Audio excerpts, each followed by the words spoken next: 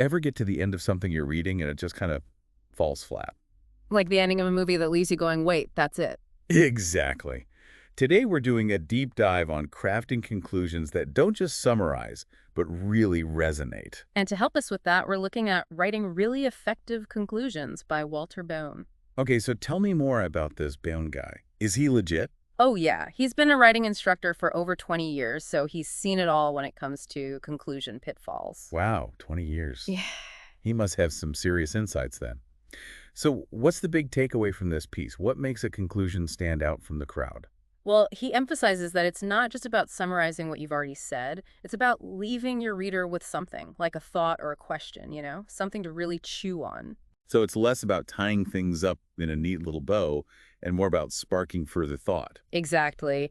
And he specifically warns against relying on those tired phrases like in conclusion or the takeaway is. Oh, bows? It's like nails on a chalkboard. Why do people even use those anymore? I know, right?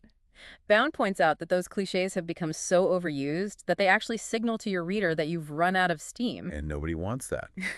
So if those go-to phrases are a no-go, what does make a conclusion truly captivating? I mean, think about some of the most famous speeches throughout history.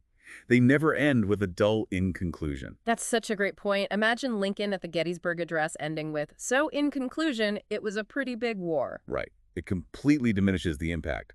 Those speeches are memorable for a reason. Yeah. It's not just the words themselves, but how they're structured. Absolutely. Think about Martin Luther King Jr.'s I Have a Dream speech.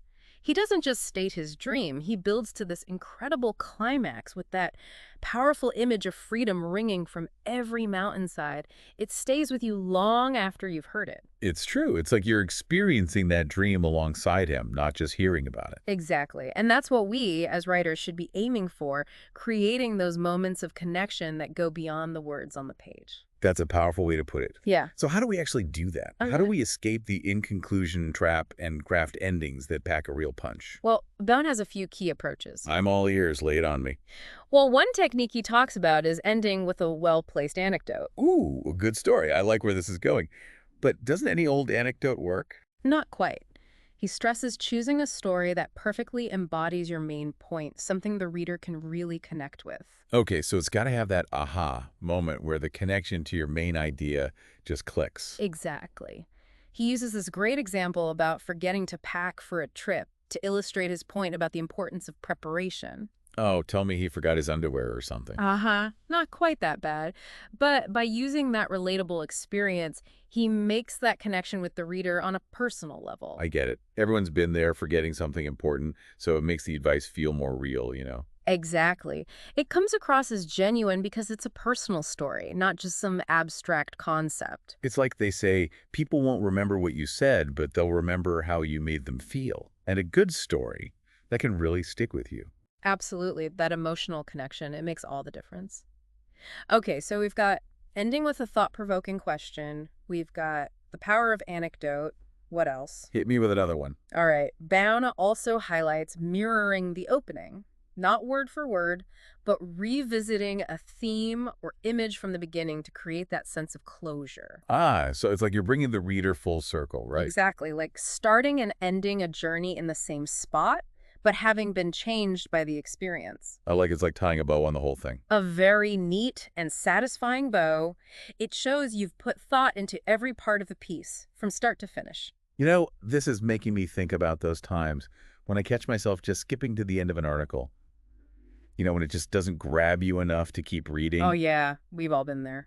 But with a good conclusion, it makes you want to go back and reread, savor all the parts that built to that satisfying finish. Exactly.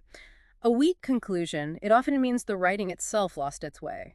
But a strong one, it pulls you in. Like when they do those previously on recaps before a TV show, and you're hooked again. Yes, they remind you of what's at stake, so you're eager to see what happens next. Precisely. That feeling of anticipation, knowing the journey is leading to something worthwhile, that's what keeps readers engaged. Okay, so we've covered ending with a question, a resonant anecdote, mirroring the opening. These are all great for creating that memorable close. But what about when you really want to light a fire under your reader, when you want them to take action? Ah, in those cases, Bound recommends considering a call to action. A call to action, huh? So we're not just leaving them with something to think about, but something to actually do. Hmm. I like it. How does that work in a conclusion, though? So it's about going beyond just presenting information. It's about inspiring action. Like Bound gives this example using a piece about climate change. Instead of just ending with all the scary facts, he suggests actual steps readers can take to make a difference. Okay, so it's about giving them a way to be a part of the solution, not just leaving them feeling overwhelmed. Exactly. He takes this potentially heavy topic and empowers the reader to take action. Much better than just ending on a downer, right? It's like, okay, I've read this, now what can I do about it? Right.